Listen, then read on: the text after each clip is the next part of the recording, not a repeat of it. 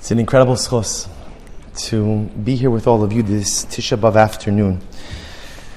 First, actually begin by thanking the mishpacha who dedicated this year today, Le'ilei Nishmas Chaim Yishayo Alav Hashalom ben Yosef. We hope that in the merit of our Talmud Torah, the Neshama will have an aliyah and the family in Nechama. I say it's a privilege to be here with all of you, because as I often say each year by this shir,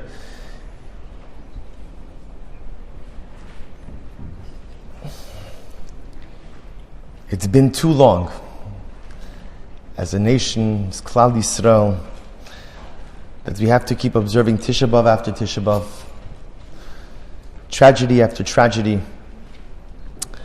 But the truth is, sometimes in life, when you can't get circumstances exactly as you would want them to be, you have to find appreciation in the way that they are. So as much as none of us wanted another Tisha B'Av, and I'm sure almost every single one of us was sure that last year was going to be the last Tisha B'Av, we find ourselves here. We see that HaKadosh Baruch Hu has a different kind of plan for us in this year. And our job, which is the job always of the Jew, is to maximize circumstances. In life, there are two kinds of people. The truth is, there are many more than two kinds of people. But for our purposes this afternoon, there are two kinds of people. There are people who lament the fact that life has not gone their way. And they may have good reason to do so, because they had a different vision for life, a different picture, a different approach. And unfortunately, things have not materialized the way they had hoped. And so, they spend all of their energy lamenting, complaining about how things have simply not materialized the way that they had hoped, the way they had prayed, the way they had anticipated.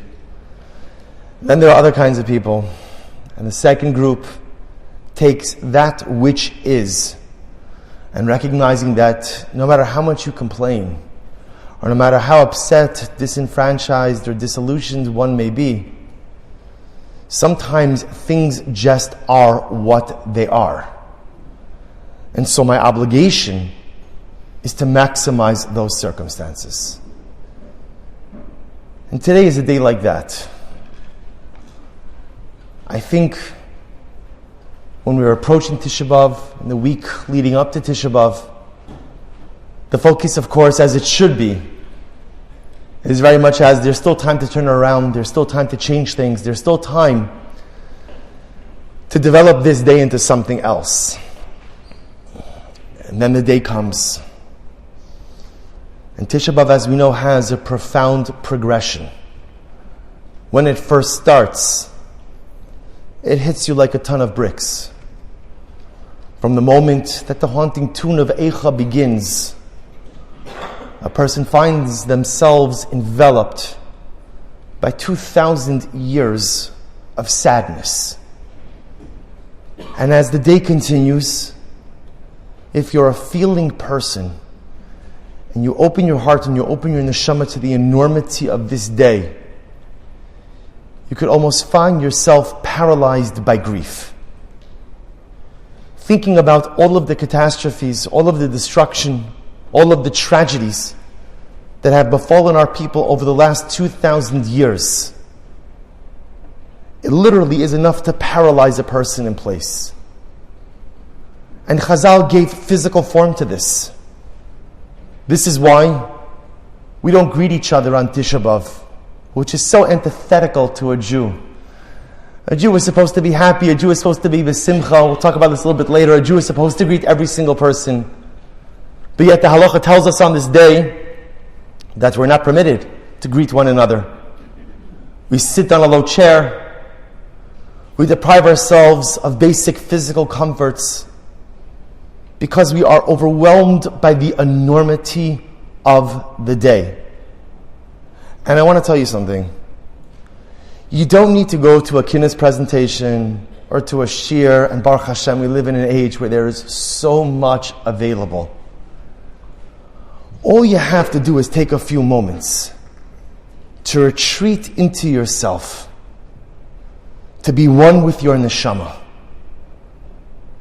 And the coursing pain of Klal Yisrael runs through your body. Because Tisha B'Av is a day like no other. Tisha B'Av is a day which contains the pain of 2,000 years in its pure, unadulterated form.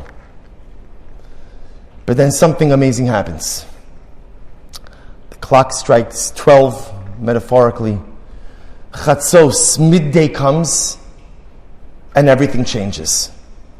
And the truth is, you feel it. You even feel it in the day. There's a lighter mood. You see people coming in, and you know what often happens when people start coming in? They want to say hello, but they're not going to say hello. But I want to say hello. So I give that awkward smile, maybe like a this, I'm not sure exactly.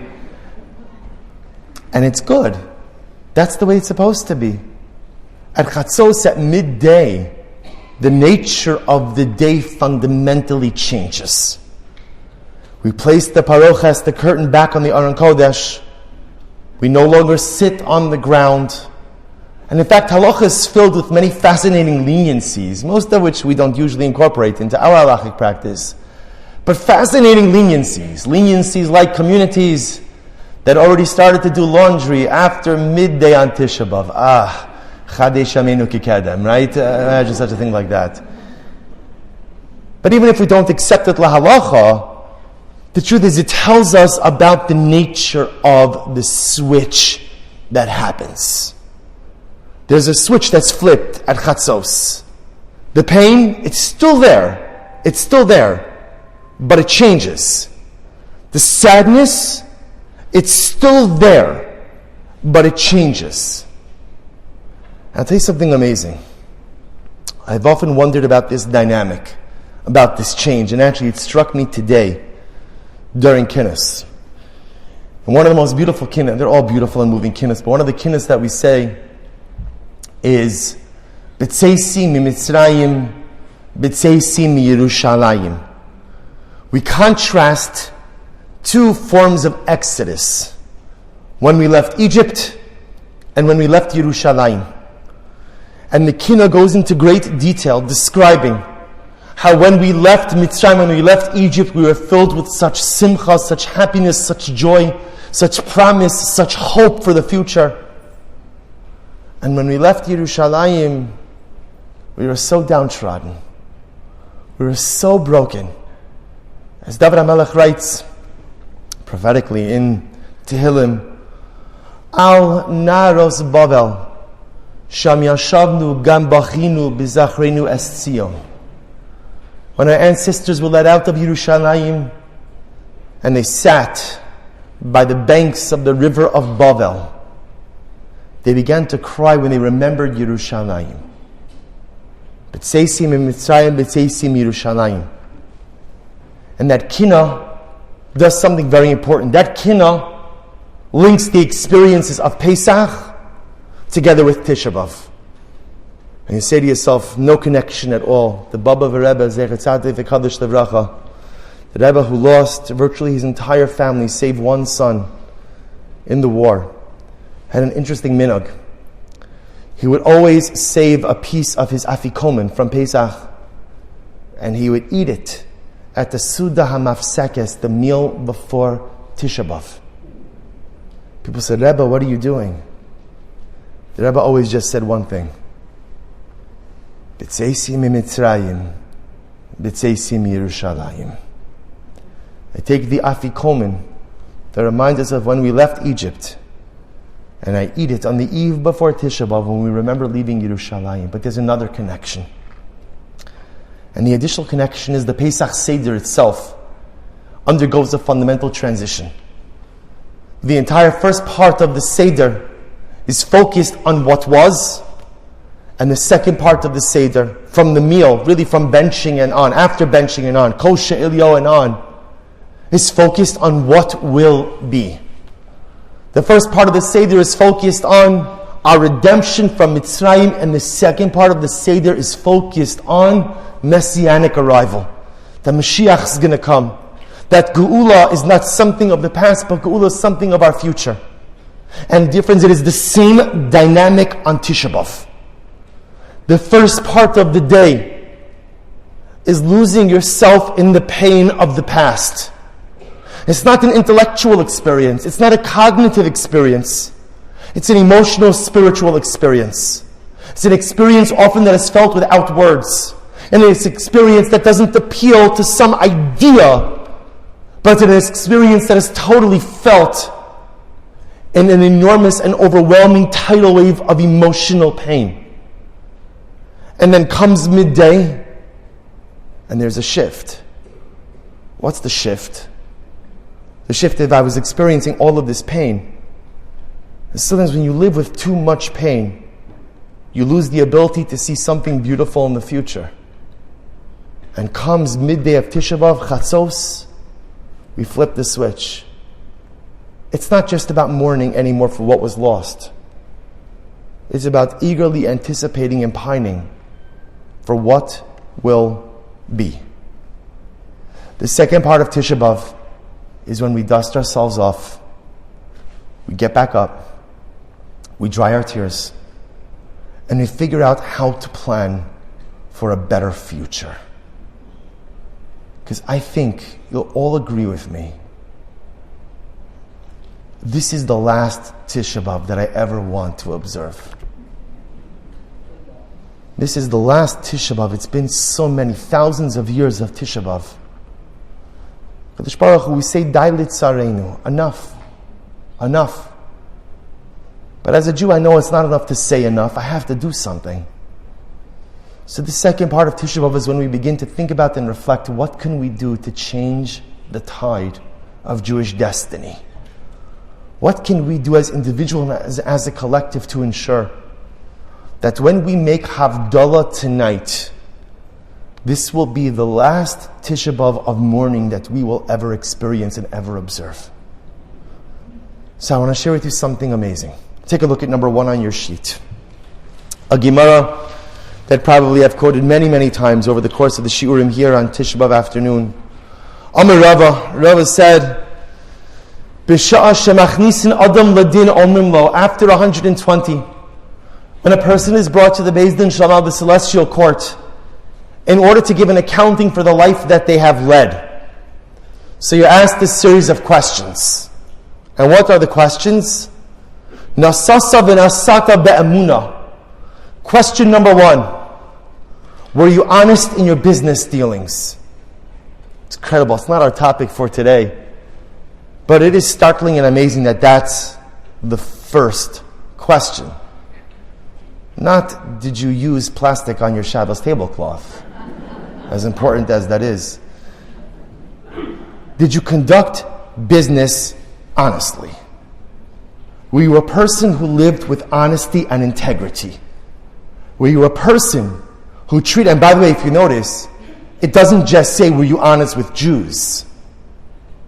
Because anyone who's just honest with Jews and takes liberties with our Gentile neighbors is probably not a person you should do business with either.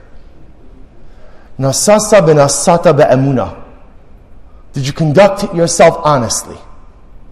Question 2. Kavata itim la Torah. Did you set aside time to learn Torah?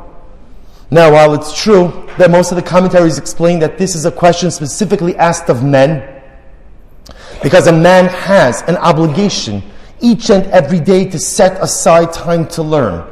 Whether it's 20 minutes or 2 hours, every single Jewish man has an obligation to learn Torah. Many of the Rishonim explain, but what's that? Women aren't asked this question? Women are absolutely asked this question. So what does it mean for a woman? What it means for a woman is, did you carve out time in your daily activity, your daily routine, for spiritual growth? For spiritual growth. Is spiritual growth, a relationship with Hashem, something that was important enough for you to find expression in your daily life? And question number 3, which is our question for today. First question number 3. Asakta b'pirya berivya. Did a person try to have a family? Having a family is not necessarily something you could control. Finding a spouse is not something you could control. Having children is something you could control. Asakta. Did you try? Did you try? And the last question. Tzipisa li Yeshua. Tzipisa li Yeshua. So the English translation over here is, did you hope for salvation? Tzipiyah could mean hope. Tzipiyah could also mean to look. Did you look for salvation? And of course, this last question is understood as a reference to Mashiach.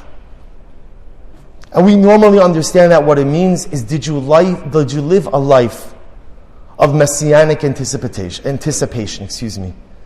Did you live a life where you were constantly looking and yearning and pining for Mashiach? Did you live a life where each and every day I was excited? Achake lo bechol yom sheyavo. Did I live a life where really I wanted Mashiach to come each and every day? If you look at number 2, the Minchas Usher of Usher Weiss tells a beautiful story. He writes, we know that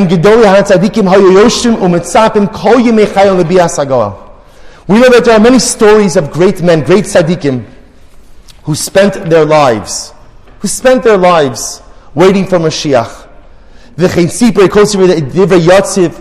tells about the Yismach Moshe. The Yismach Moshe was Rav Moshe Teitelbaum, who was the Rav of Uyhel, which was a town, became an epicenter of Yiddishkeit in Hungary, Romania. The Rebbe lived from 1756 to 1841. And they tell about the Yismach Moshe, Shekol Yamav Mechayev Haya Yoshen Uliyad Mitaso Maklo V'Tarmilo Muchan Umezuman Lotzeis Likras Mashiach Tzidkenu.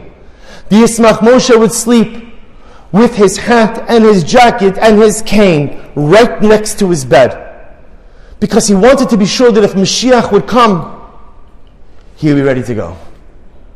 He did not want any delay in his ability to greet the Messianic King. And he quotes over here a story about Tziper Maran, Shepam Achas Himtin Tzadik Niskav Zel Echa Migdalei Tzadikim. Listen to this story. One time the Yismach Moshe was waiting for a chush of a guest. There was another one of the Rabbanim who was coming to visit him. And he was waiting in his home in Uyhel for this particular guest. And what happens? He's sitting by the dining room table waiting. The Shamish, his attendant, walks in. And the Shamish walks in, tells the Yismach Moshe 2 words. He's here. He's here. And the Yismach Moshe hears this. Kafas Hatzadik Mimkomo. The Yismach Moshe was an old man already at this age, this time. Jumped out of his seat. And he said, Baruch Hashem shezachinu liketz hayomim. Baruch Hashem, the end has come. Mashiach is here. Poor Gaba, he had to tell the Yismach Moshe, right? It's not Mashiach, it's that other guy. But that's what it means to wait for Mashiach. Every single day a sense of excitement. Every single day a sense of anticipation. Every single day looking forward to that which is going to occur, that which will be. And the Ran in number 3 writes, Tzipisa li Yeshua, Vod tzarech levaer tzipisa li Yeshua bi'amecha. The Ran adds in that there's another piece to this. There's another piece. That tzipisa li Yeshua doesn't just simply mean a waiting or a yearning or a pining for Mashiach, but it means a belief. That I believe that Mashiach could come in my days. In my days. I had a little boy who came over to me at Kiddush this week. Come to find as I get older, I learn the best lessons simply by listening to children. A little boy comes over to me at Kiddush this week, and he says, Rabbi, should I fast this Tisha B'Av? I said, tell me, what would you like to do? He said, such a sincere, about 8, 9 years old. He said, I really think I should fast. I said, why? He said, because, that's what he said. He said, every Jew has an obligation to feel the destruction of the Beis HaMikdash, the losses of Klal Yisrael. I think I should fast. I told him he's not allowed to fast. I said, I want to tell you why you're not allowed to fast. I explained to him that there is no mitzvah of chinuch by Tisha B'Av. See, in general, when it comes to every other mitzvah, there's an obligation to teach your children when they're young about how to perform mitzvos, so that when they reach the age of majority, they know what to do and how to do it. So, my children are obligated to begin to fast on Yom Kippur at least part of the day, even before they're bar bas mitzvah. They have an obligation to be able to understand what the mitzvah means. No different than every other mitzvah that we get our children habituated to, accustomed to performing even before they're obligated. But Rav Avram Yitzchak Cohen Cook says, there is no mitzvah of chinuch by Tisha B'Av. Do you know why not? Because what does it tell your child if you train them to fast on Tisha B'Av? What you're communicating to your child is, Mama Latantala, Mashiach's not going to be here before you become Bar Mitzvah, Bas Mitzvah. So you better get working. You better get fasting. Because Galus is a staple. Because this is how it is, and this is how it's going to be. They told this little boy in the midst of the cacophony of Kiddush, I said, you are never going to have to fast on a Tisha B'Av.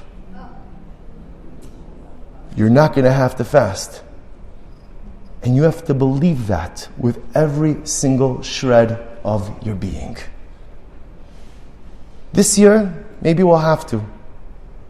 But an 8-9-year-old boy, Mashiach's going to come so soon, way before you become Bar Mitzvah. For you, there's no chinuch in Tisha B'Av. The Ran says that so often we think about Mashiach, and we think about Mashiach as a concept. Do I believe in Mashiach? Of course, we all believe in Mashiach. According to the Rambam, it's one of the 13 principles of faith. But I believe in Mashiach as an abstract. I believe in Mashiach as a concept. But let's be honest, do I actually believe that he could show up today?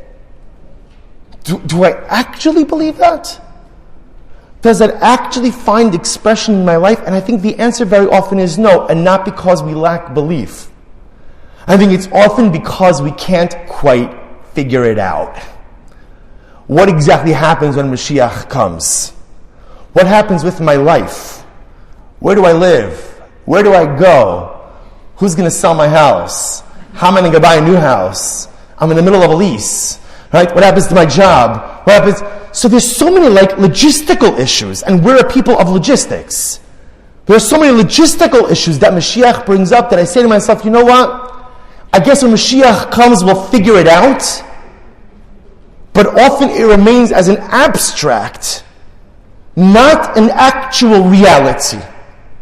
Not something that I could actually see coming to fruition today or tomorrow. And so the Ran comes along and he says, Tzipisa Yeshua, there's one more word on that. It's not just Tzipisa Yeshua, did you look for salvation, did you look for Mashiach, there's one more word. Biyamecha. Did you believe that it could happen in your days? Did you believe? And I have to think to myself, do we believe? I know we believe. But do we believe like the Ran? Biyamecha. Do I believe that Mashiach could literally be a reality right here and now? But there's another question, a more technical question, which is if you look at the wording of the Gemara, the last question that HaKadosh Baruch Hu asks us is Tzipisa Yeshua. And if I were to ask you, if you were writing the questions for the Beis Din Shamalu, you were writing the questions for the Heavenly Court, how would you write that question? How would you write it? Any thoughts? I'm not going to sit here and talk to you for an hour. You have to participate a little bit. How would you write it? I'll help you out. You would say, Chikisa l'Mashiach. Why don't you just say it? Just say it. It's beautiful. It's so poetic. Tzipisa Yeshua. Did you hope? Did you look for salvation? Just say, Chikisa l'Mashiach. Did you wait for Mashiach? That's the question. So why phrase it in such an ambiguous fashion? Why phrase it in a way other than what it's explicitly meant to convey? I want to share with you something amazing.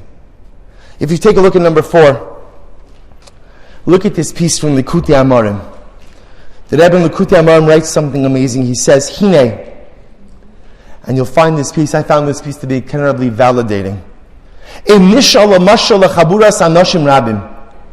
you were to ask a group of people, Ha'im atem rotzim sheyavo Eliyahu Hanavi? Take a group of Jews. Take any group from amongst this wonderful group. You'll meet them outside after the shir. So just conducting a quick straw poll. Do you want Eliyahu Hanavi to come? What's going to be the answer? 10 out of 10. Of course. Of course. The Rebbe goes on. Bevada ya'anu v'yomru yovo. Of course. Let Eliyahu Hanavi come. Mashiach come. Listen to this. V'mishal osam od ha'im chafetzim atim sheyavo hayom tekef below hachona b'hazmana mikodem. But tell me, do you want Eliyahu Hanavi to come right now? Right now, without having an opportunity for preparation? Bevadai ha'ish hachacham b'hanavon ya'aneh im shema'od chashka nafshki sheyavo. Most people will answer the following. As much as I want Eliyahu Hanavi to come, achayom ein birtzoni sheyavo. If it's okay, not today.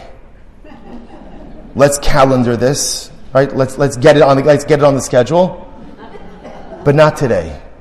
Now, by the way, there's a good reason. There's a good reason, but not today. Not today.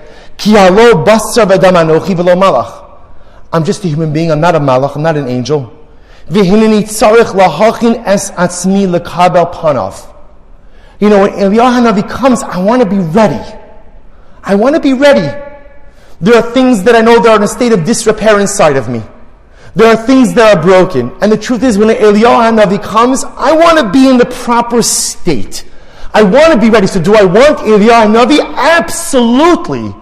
Do I want him this moment? Absolutely not. I just need, but again, not because I don't want him, because I don't love him, but because when I greet him and when I welcome him, I want to know that I am in the proper state of spiritual preparedness. That I'm ready for Geula. V'hineni tzarich lahachin es atzmi lekabel panav. V'lo davar kalhu lahachin es atzmi. B'chal atzarich b'sha achas o shas achados. It's going to take me a little bit of time to get myself ready. It's not an hour. It's not 2 hours. I need a little bit of time to pull myself together. El tzarich li lazeh al kol panim kama yomim mikodem. Can you give me a couple of days? Give me a couple of days just to get myself in order, so that I am ready to greet Eliyahu. And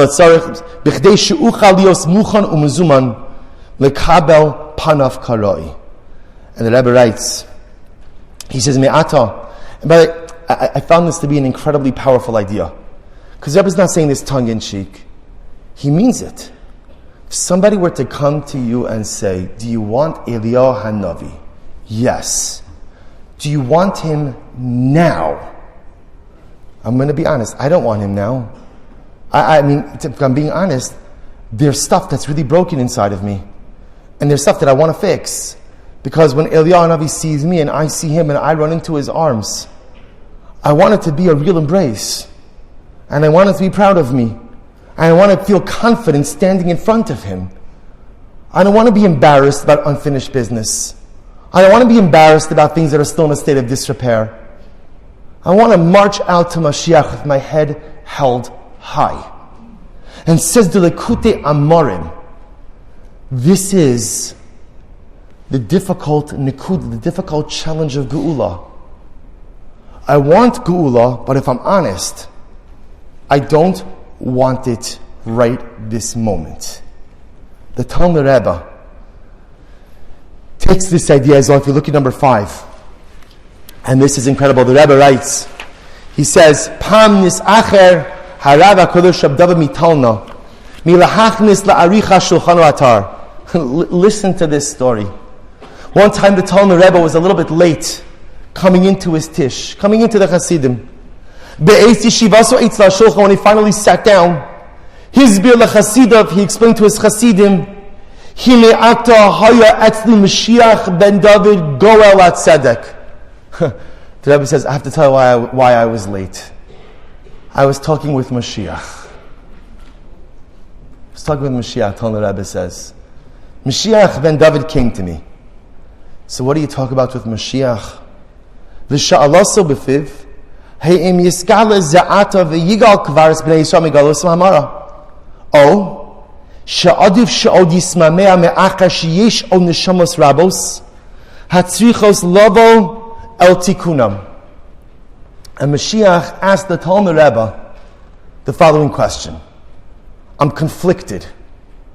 On one hand, Mashiach says, I'd like to come now. I'd like to reveal myself now. I'd like to bring Geula now. But there's a problem. You know, something interesting happens when Mashiach comes. If you skip just for a moment to number 6, the Medrash and the Zohar both highlight the same idea. Ein mekablim gerim nimos HaMashiach. You know, something interesting happens in the Messianic era. We don't accept converts in the Messianic era. No conversions. Do you know why? Because in order to convert, there has to be a nisayon. There has to be a challenge associated with it. Right? Everybody always wants to be on the winning team.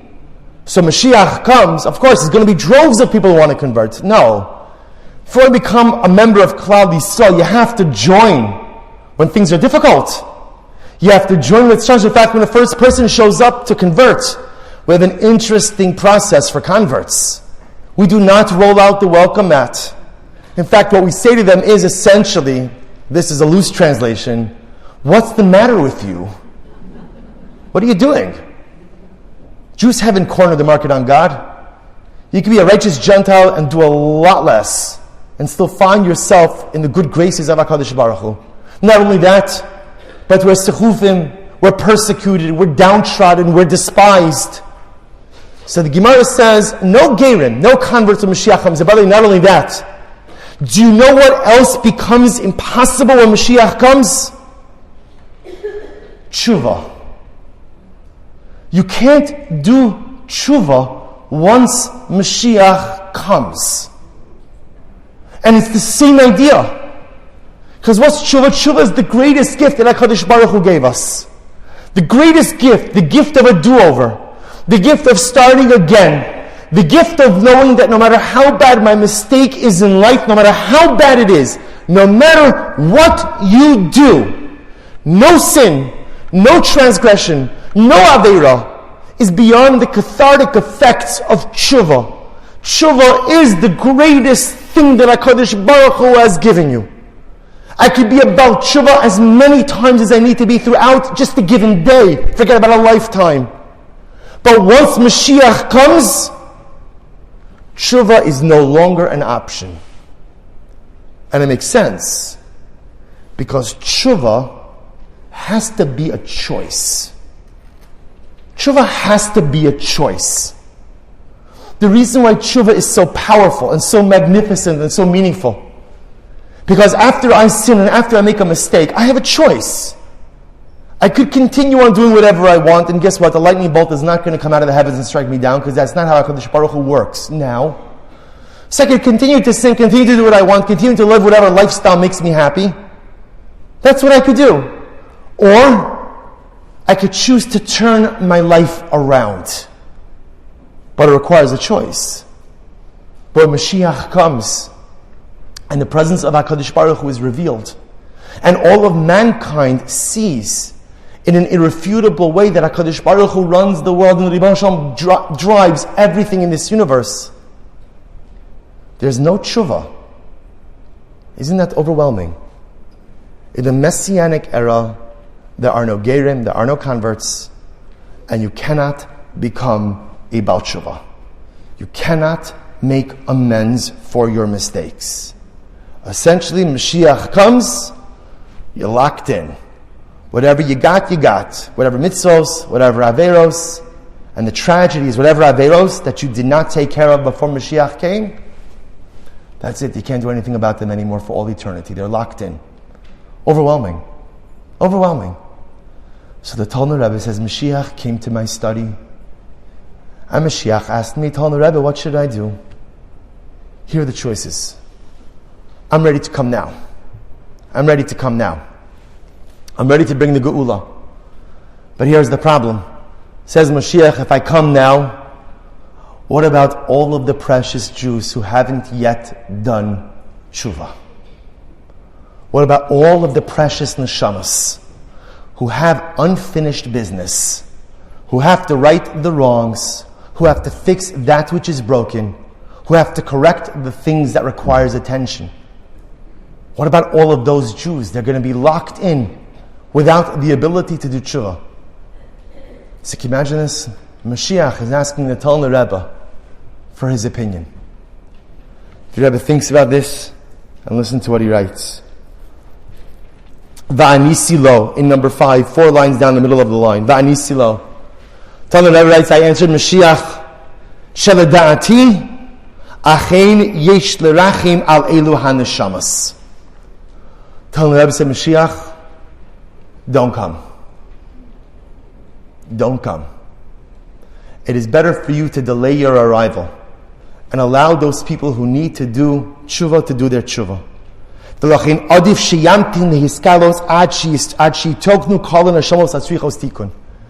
for you to wait. Let those who need to do tshuva do their tshuva. So now listen to this. You have to understand. So the Talmud Rebbe walked in late to his Hasidim. The Hasidim, why is the Rebbe late? The Rebbe gave an explanation. I don't know, it sounds pretty good to me. Solid explanation.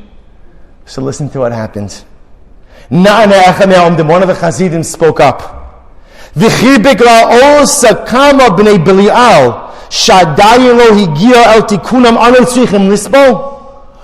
of the Hasidim raised his voice and said, Rebbe, it's not fair. Because some people haven't done tshuva yet, because some people haven't gotten their act together yet, the rest of us have to suffer. And the Rebbe turns to the Chassid and he says, Ata hu echad me'ela. My dear Chassid, I did it for you. I did it for you.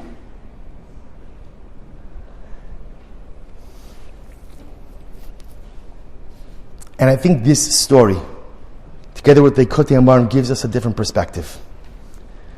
And it's going to sound strange at first, but it's important to understand. At the end of the day, the greatest chesed that Hashem does for us is delaying the arrival of Mashiach. And I know that when I say it, it sounds weird to say it. And it even sounds like a little bit of apikarsos to say it. That the greatest kindness Hashem does for us is to delay the arrival of Mashiach. Because the Ribono Shel Olam looks at us and he says, my beautiful, precious children, there is so much work you have to do. There is so much that is in a state of disrepair. There are so many things that need to get fixed, and if I bring my precious messianic messenger today, then although you'll rejoice over his arrival, but what about all of the unfinished business? What about all of the things you still need to fix? What about all of the things you still need to address? Then for all eternity you'll be locked out from making yourself the best version of yourself. And so says HaKadosh Baruch Hu, as much as it hurts me to delay the arrival of Mashiach, I'm doing it for you. You see, we so often think that the fact that Mashiach is not here is a sign of divine displeasure. Hashem is angry. Hashem is upset. Hashem is disappointed. Hashem is disillusioned. I want to tell you something. I can't think of a father who is more proud of his children than the Ribono Shel Olam is of us. Look at who we are. We are Am Yisrael. Look at everything we have gone through. And you do not have to reach deep into the annals of history. Less than a century ago, our grandparents were put into ovens, into crematorium, into gas chambers. And here we stand today, on a Tisha B'Av afternoon, in Baruch Hashem, a full shul, learning Torah together. You tell me what kind of father wouldn't be proud of a nation like this? What kind of father wouldn't sit in Shamayim looking down, telling all of the malachim, those are my kids. Those are my children. As we say to HaKadosh Baruch Hu, Ubechol zos lo shachachnu. No matter what's happened, no matter what has happened, we have not forgotten you. Klal Yisrael, we've been through every single tragedy, catastrophe, barbaric event you could possibly imagine. You know, as I was preparing for Kinos, I found this book that has a detailed historical accounts of the Crusades. And I ordered it, and I started reading it, and I have to tell you, I couldn't do it.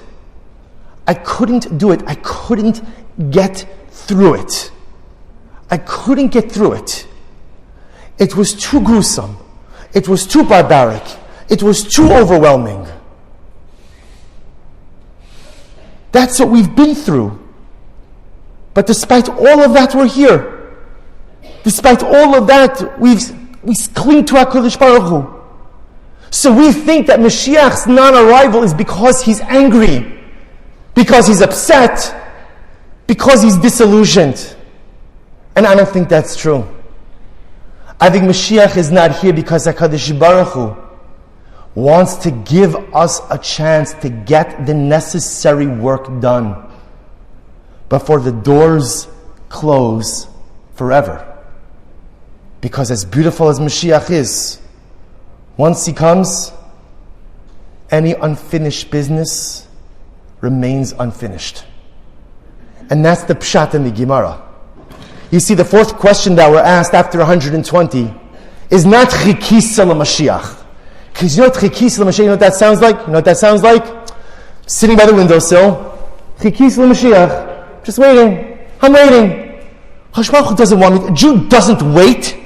A Jew doesn't sit passive, inactive, just sitting around waiting for anything. Tzipisa l'Yeshua means, did you look for moments of personal salvation? Do you want to bring Mashiach? The only thing standing between me and Mashiach is me. Because the Messianic King is ready to come. He's chomping at the bit to come. He wants to come. And the only thing he's waiting for is silver. Come on. Just fix those things you have to fix. You've been living your life with these things in a state of disrepair. How long are you going to ignore it for?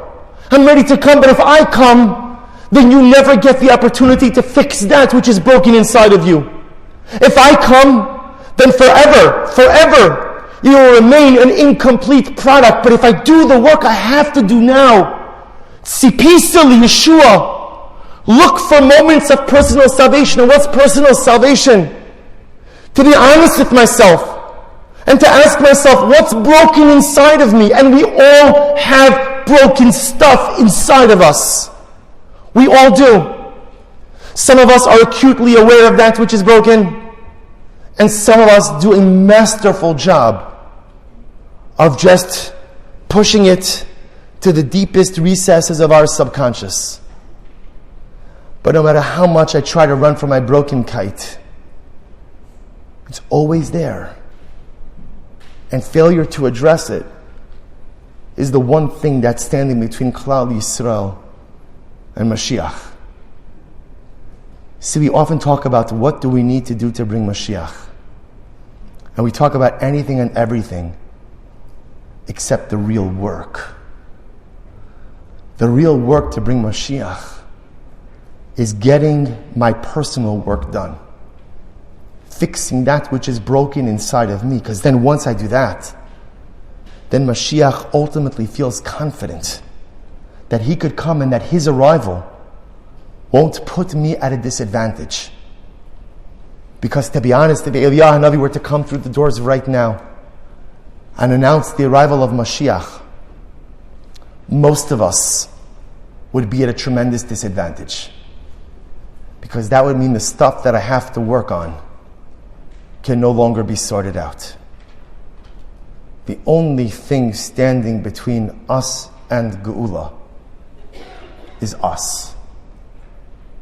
There's an incredible story that's told. The Vilna Gaon, Zecher Tzaddik V'Kadosh Livracha, sent a number of his students in different waves of Aliyah. The Gaon was very focused on building up the Jewish community in Eretz Yisrael. And so in 1809, a third group went. Two previous groups had gone. They were successful, Baruch Hashem. The Vilna Gaon dispatched a third group. This group was led by the great tzaddik, the Talmud Mufak, the primary disciple of the Vilna Gaon, Rabbi Yisrael of Shklov. This group was comprised of 40 families and a number of single individuals as well. And the story is told that they're on the boat from Lake Eretz Yisrael, and waves threatened to capsize the boat. Don't get upset. Don't get upset. Don't get upset. It's Tisha B'Av. If we get upset at each other for phone ringing, then what do we expect the future to hold for us?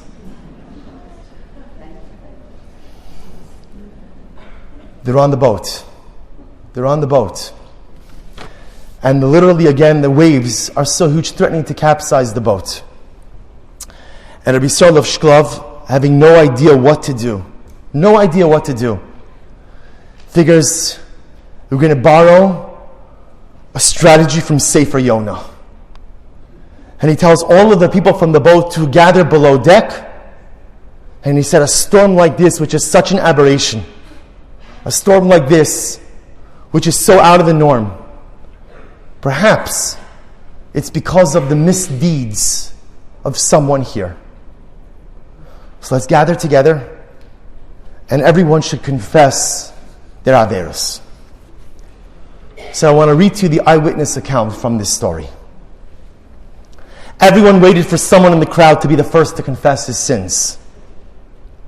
A young boy, about 10 years old, stepped forward. He hung his head low and stated that he was sure it was his fault, that the storm was threatening their lives. Rav Yisrael and the entire crowd grew quiet and listened. The young boy said that his father was one of the Vilna Gaon's Talmidim, who relished spending time listening to the sweet and mystical words of the Tzaddik's Torah. His mother was the family's breadwinner, running a small grocery to make enough money to feed the large family. The young boy continued, I have 11 siblings. The money my mother brought home was insufficient to feed all the mouths in our home. Sometimes my brother and sisters would cry in hunger, as there was simply not enough food to go around. I wanted to help in some way, but as you can see, I am a young boy and was limited in what I can do. However, one day, I came up with a good plan. I decided that when I would come home from school the next day, I would tell my parents that there had been an announcement in school. Every day, a free lunch would be served to all of the students. Hearing this, my mother would not feel that I needed to have some of the food at home. And there would be more food for my brothers and sisters. The boy spoke with emotion and the crowd listened rapidly while the storm continued to toss the ship back and forth. Then he lowered his head in shame and began to cry. I'm so sorry I lied. I'm so sorry I lied. For 2 years I lied every day, telling my parents that I had been fed lunch in school when really I had not. I am so sorry that I lied. As Rabbi Yisrael listened, tears filled his eyes. Everyone knew that they had just witnessed something amazing. This precious boy felt that he had sinned and that his sin had caused the storm to threaten their lives. His remorse was so sincere and his purity of heart so genuine that they all broke down and cried. The story then goes on that one after the other, each confessed their averus, and the storm stopped. See, sometimes all that we're missing is personal honesty. And you don't have to be honest with anyone else. You don't have to confess anything to anyone else. There's only one person I have to be honest with, and it's me. It's me. Am I willing to look a hard look at myself and ask myself, what's broken inside of me? But I have to resist the temptation after I find that which is broken. Because often what happens is, even if I get through that first step and I'm able to identify that which is broken, the reflexive reaction is to blame it on someone else. Yeah, it's true, this is broken, but there's always the but. But it's this one, but it's that one, but it's this circumstance, but it's that circumstance. If we could only be honest with ourselves, just with ourselves, it doesn't require anyone else to take a step back and to say, okay, I'm going to address that which is broken. I'm going to be honest about it. I'm going to fix it. I'm going to stop pretending that it's okay. I'm going to stop inventing alternative hashkafas to justify what I do. I'm just going to own it. Because all of us are imperfect. And all of us have imperfections. And all of us make mistakes. And the greatest mistake is perpetuating mistakes. The greatest mistake is a failure to be honest, and that's all HaKadosh Baruch Hu is waiting for our benefit. Mashiach is ready to come. Mashiach is ready to come. He just doesn't want his arrival to put us at a disadvantage. So all he wants from me is fix whatever you have to fix. And I am ready to come. I'm ready to be here. So what do we have to fix? I just want to talk about a few things in a general, 2 minutes, in a general sense. Then we'll come back to the personal sense. There is no shortage of shiurim speaking about or highlighting the need for Avas Yisrael. But it seems to be that no matter how many shiurim and how many speakers and how many initiatives and campaigns we have, it still feels like it's far away and elusive. We have to learn to love each other. And loving each other doesn't mean making someone like you. I am haunted by the scenes at the egalitarian plaza by the Kosel that happened a couple of weeks ago. Now, I want to go on record as saying, I do not support egalitarian prayer at the Kosel. But if there is a spot that's designated for people to do their thing, for other Jews to show up, tear up Sidurim, disrupt the bar, baknas, whatever was going on over there, you're not doing the Lord's work. That's a chilul Hashem. We have to learn to accept people who are not like us.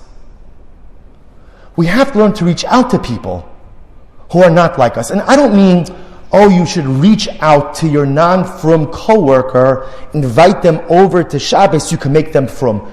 Don't try to make people frum. Don't try to change people from anything from what they already are. All your job is, there's only one entity in this universe that makes people. And that's HaKadosh Baruch Hu. And unless you're God, don't try to make people. You should love people. Open up your home to people. Open up your heart to people. Don't surround yourself just with people who look like you, practice like you, believe like you, because you are selling your Klal Yisrael experience short. Reach out to other Jews And we all have access to all kinds of Jews. And by all kinds of Jews means a lot of things. If you're modern, it could be Haredi. If you're Haredi, it's modern. If you're Litvish, it's Yeshivish. If you're Orthodox, it's conservative. Whatever it is, whoever is on your other side of the aisle, don't circle your wagons. And don't let your Klal Yisrael experience just be about you. Klal Yisrael, this is very important. You think that when the Beis HaMikdash stood, all of Klal Yisrael worshipped the same way?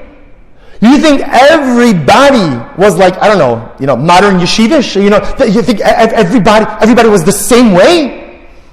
Klal Yisrael was never the same way. Never the same way. We've always been a spectrum. And the incredible power of Klal Yisrael is there could be unity even with profound differences. But we have to learn to respect each other. We have to learn to give cover to one another. Even if what we feel the other is doing is wrong. I could voice my differences. I could engage in proper debate. I can go ahead and say, I love you, but I think this is wrong. I don't think you should do this. And we can have a conversation about it. But to embarrass another Jew, to defile another Jew, to trample upon another Jew, that we can't do. Imagine, I spoke about this in my shul on Shabbos. But imagine if we were just nice to each other. Just nice. You don't have to love your fellow Jew like you love yourself. You don't have to. You just have to be nice. You just have to be nice.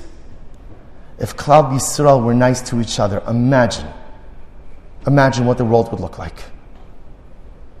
And this theme of treating each other with dignity has to permeate into many areas of life. And I think one of the other areas where we need to become nicer is in the realm of shidduchim.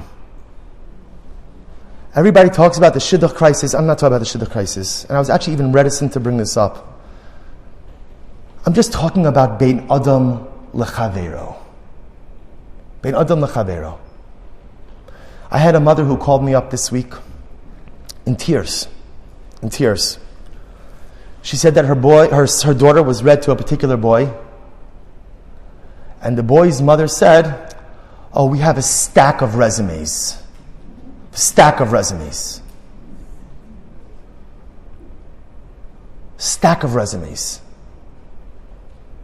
We reduce Jewish women to commodities. A stack of resumes? I don't know who the bigger problem is, with the mother or with the son who may not really be a Ben Torah. But that's not how we talk about each other. And that's not how we deal with one another. Stack of resumes. I'll give you some simple shidduch advice. Take it or leave it. Your child gets read a shidduch. Never ever compare that shidduch to some other shidduch. Because the moment you take two resumes and you put them side by side, who should we go with? Rachel or Leah? Sarah or Rivka? Well, let's see. What are the major points we should? You are being mevaza. You are being mevaza, a Jewish woman. And the onesh and the punishment and the severity of being mevaza, of going ahead and humiliating a Jewish girl who's just trying to get started in her life, is unforgivable. And it's not just the girls.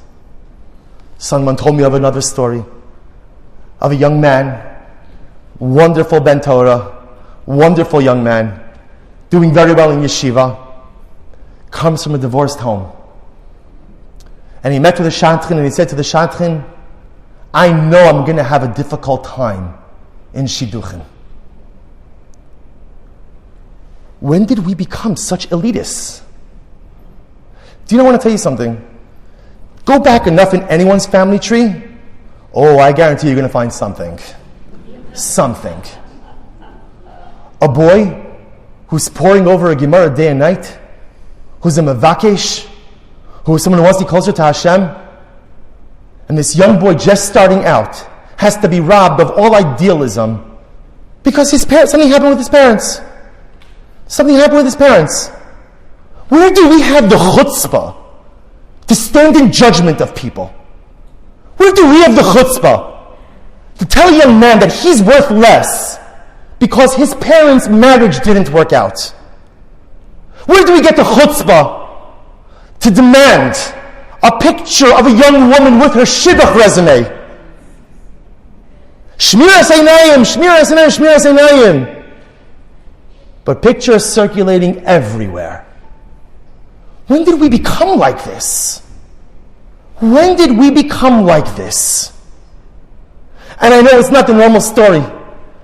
My grandparents met at a soup kitchen in Hungary after the war.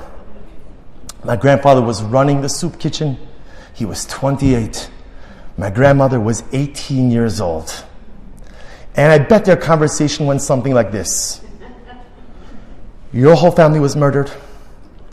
My whole family was murdered. Neither of us have anyone else left in this world.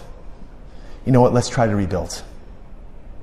And to their credit, they left this world with multiple generations of children who are Shomrei Torah, Ohavei Torah, and Ohavei Hashem. I'm not suggesting that that is the model for Shidduchim. But I am saying that we have to stop mistreating each other. Because it is a lack of ben Adam lechabero, the way we treat Shidduchim. And I'm telling you, I'm a no one. And someone like me is not going to go ahead and change the Shidduch system. But all of us together can. All of us together can.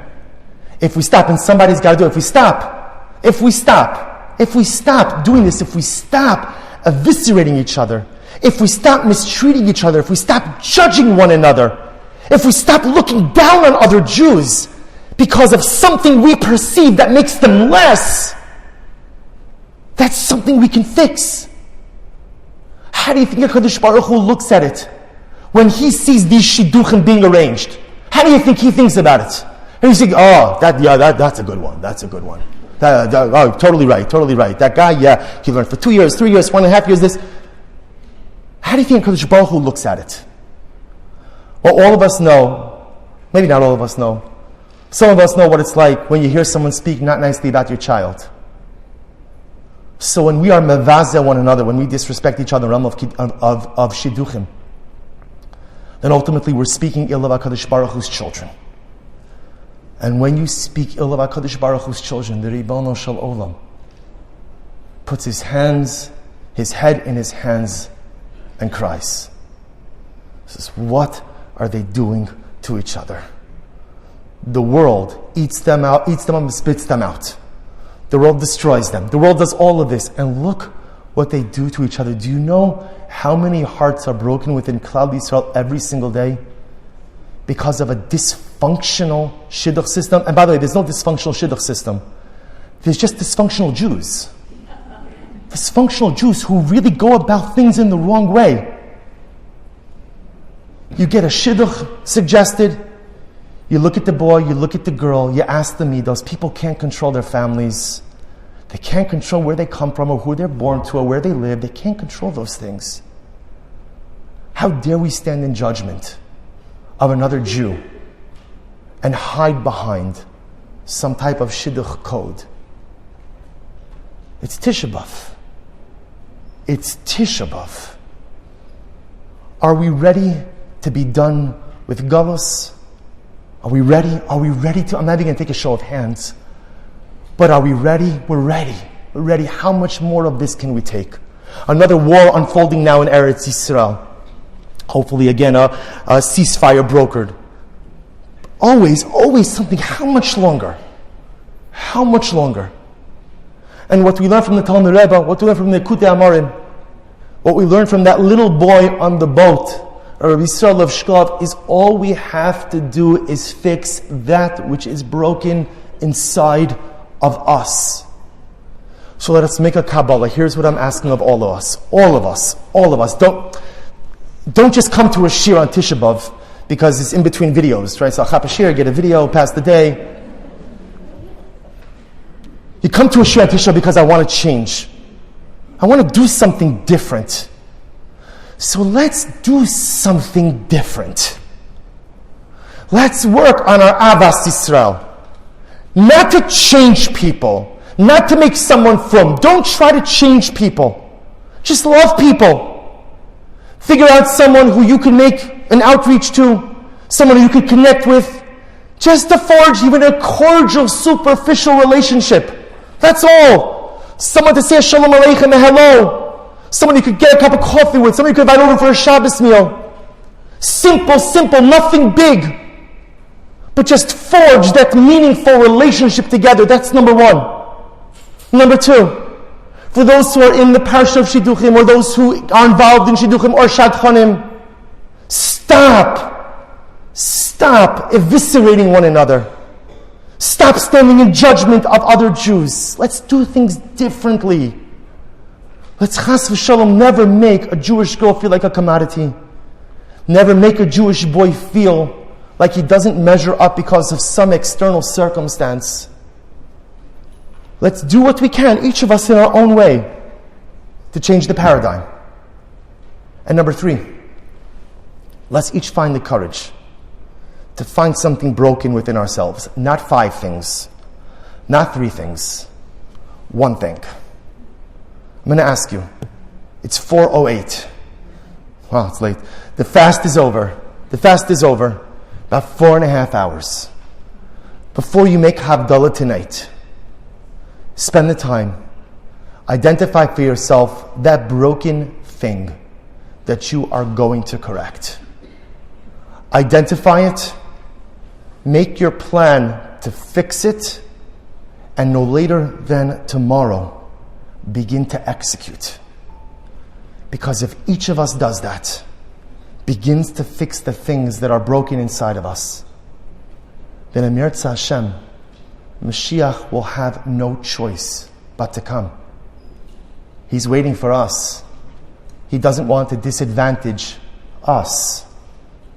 So if we say on this Tisha B'Av 5782, message heard, we got it, you're doing it for us, thank you. I'm going to fix me. I'm going to get me in order. And then Mashiach, I'll be ready for you. We should be Zochem Yirtzeh Hashem. That in the merit of our Avod on this day, may we be Zochem Yirtzeh Hashem to fix that which is broken. Welcome the arrival of the Mashiach. See our beautiful rebuilt Beis HaMikdash, experience Tchias HaMesim. All of those beautiful brachos from here, Rabbi Amenu. Amen.